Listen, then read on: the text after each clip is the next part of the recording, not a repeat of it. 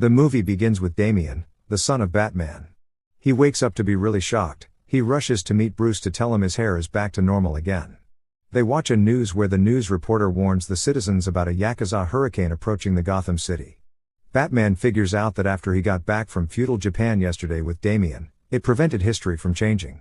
He went to search for deviations in modern-day Japan, and found out that Japan is not on the world's map anymore.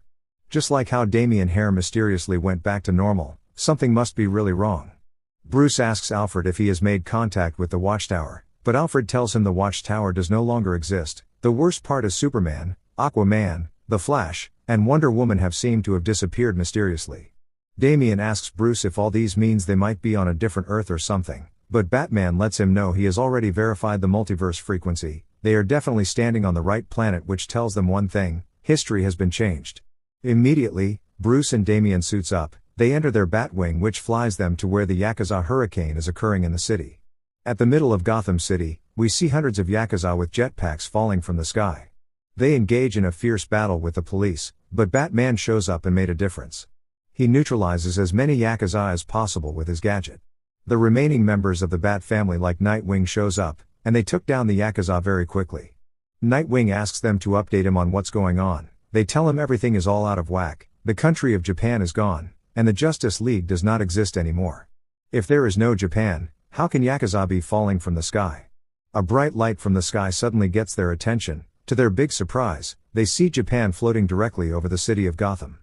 Batman decides to go up to take a better look himself, and asks the rest of them to deal with the Yakuza. Damian follows him on his Nightwing as they fly towards the floating Japan.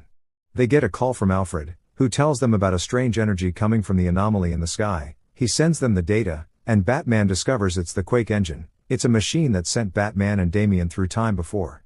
Japan has been removed from the space-time continuum. Even though it looks like it's floating in the sky, it's actually drifting through a fissure in space-time. Batman realizes they don't belong in this timeline. They have been displaced in time just like Japan has. His plan now is to recover the Quake engine, and use it to return space-time back to normal. They enter the floating Japan, but to Robin, it doesn't look like the feudal Japan to him. To their surprise, they get attacked by Green Lantern, but she isn't the one we remember her to be. She tells them that they have entered an area controlled by the Hagane family, and she will damn them if they encroach any further, and introduced herself as Zeshika the Emerald Ray. Batman and Damian are able to escape her, but Aquaman, who is addressed as Ozza the Aqua Dragon in this world, tries stopping them from moving further. He is the second in command to the Hagane family. Back at Gotham, just as Red Robin and Nightwing are done with taking down all the Yakuza, someone they know as the Flash confronts them.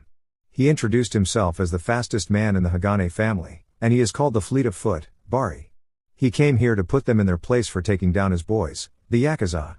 Meanwhile, Zeshika chases after Batman. She has orders from the Oyabun to eliminate trespassers. Ozza the Aqua Dragon crashes their Batwing with his powers. Just as he tried to finish them off, a mysterious woman shows up and shields them from the fatal strike.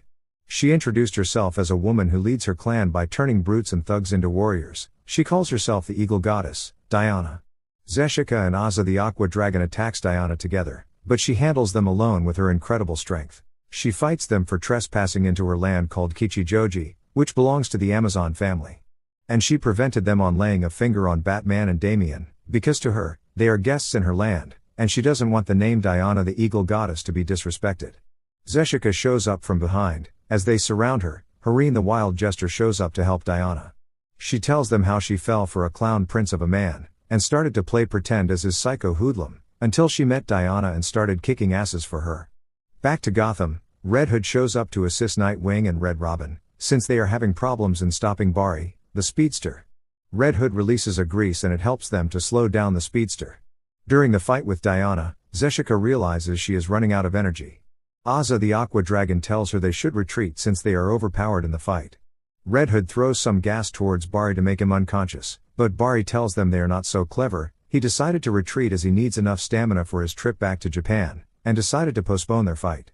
Red Hood asks Nightwing to explain what happened to the Flash. Nightwing replies that a lot is messed up lately, but Batman is up there trying to figure it out.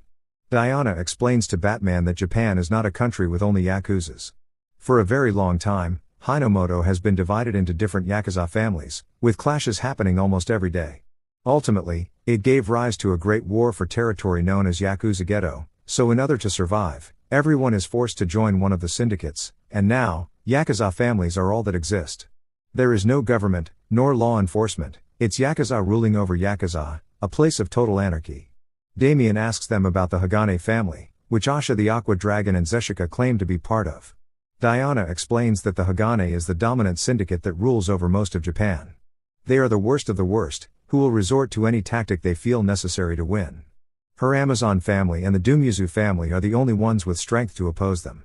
But the Dumyuzu leader called Deo was recently killed, which led to his syndicate falling apart. Now the only family that still respects the Ninkyo way is her Amazon family. The Ninkyo ways is about fighting for what is right in the face of death. In the Hagane family, one of the trusted soldiers is Bari, who can outrun even the speed of sound. And then, there is a man who is even faster than the speeding bullet, and is so powerful that he can leap tall buildings in a single bound. He is the leader of the Hagane family, and is called Kuriku, the Man of Steel. Batman now figures out that the Justice League that went missing are now over here, but now a Yakuza League. The Hagane family wants to rule more than Hinamoto. They attacked his land Gotham so as to expand their territory. This version of Japan has its own reality isolated from the rest of the space-time continuum. The Justice League have likely had some revolution changes due to the ecology of this world. Batman believes all these isn't a mere coincidence. Someone is more likely who have a hand in it. He asks Diana to point him the direction of where his Nightwing crashed earlier so he can repair it. Diana takes them to the back of her house, and reveals that her people had already helped him recover his plane. He sees Harley Quinn, and when he discovered she's the one from their world, they asked her how she escaped because they handed her to the cops last night. They realize the Joker escaped from prison as he helped her escape as well. He threatens Harley Quinn to tell him where the Joker is, but Diana stops them, reminding that the both of them are guests in her home, so they should refrain from fighting as long as they are here. Harley Quinn decided to leave. She tells Diana there is no way she can be on same team with Batman. Batman tells Robin they will return to the Batcave. He has plans in place to defeat the Justice League. He has always been prepared in case he ever needs to take them down. He thanks Diana for her help, and flies away assuring he will put a stop to the Hagane tyranny. Just as they fly to Gotham, they get attacked by Kuriku, the one in charge of protecting the Hagane family. He tells Robin to follow him. Their great Oyabun will like to have a word with him. Batman realizes the leader of the Hagane to be no other person but Ra's al Ghul. Just Kuriku tries to capture them. He gets attacked by the Joker, who says the only one who gets the pleasure of killing Batman is him. Kuriku swing Batman plane to destruction, but takes Robin before doing so. While Batman crashes, Joker abandons Harley Quinn in the fight, and goes to save Batman. He uses his jetpack to act as support to Batman plane. Just as Kuriku is about to kill Harley Quinn, Diana shows up and stops his deadly punch.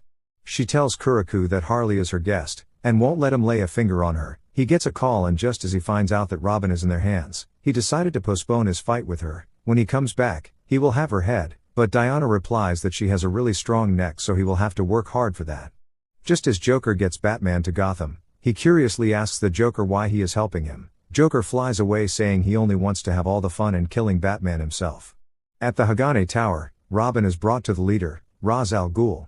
Ra's al Ghul tells Robin that he received words on Gorilla Grodd plans to develop the Quake engine, and use it to warp space-time. That was how he was able to change history. With the Quake machine, he can conjure an entirely new world by simply overlaying different scenarios, and it was how this Yakuza version of Japan was ultimately born.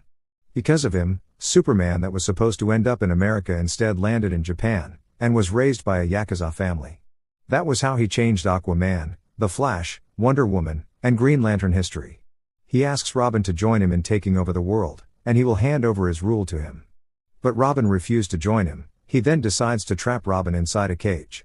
Batman explains to the rest of the Bat family about everything. Even though Aquaman, The Flash, Green Lantern and Superman are with the Yakuzas, he assures them that they can still win this fight, because they know the extent of their abilities better than anyone.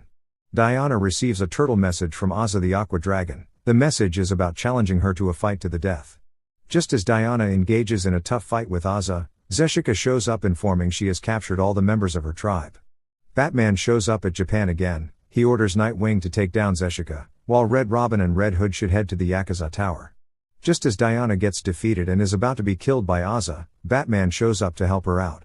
He drags Ozza beneath the ocean. Ozza calls Batman a fool because fighting him underwater is a death sentence, but Batman has a plan. He unleashed an ultrasonic shield that is able to hold him. He then joined hydrogen and oxygen together with the electric current, and this resulted a massive explosion, and puts Aza in an unconscious state.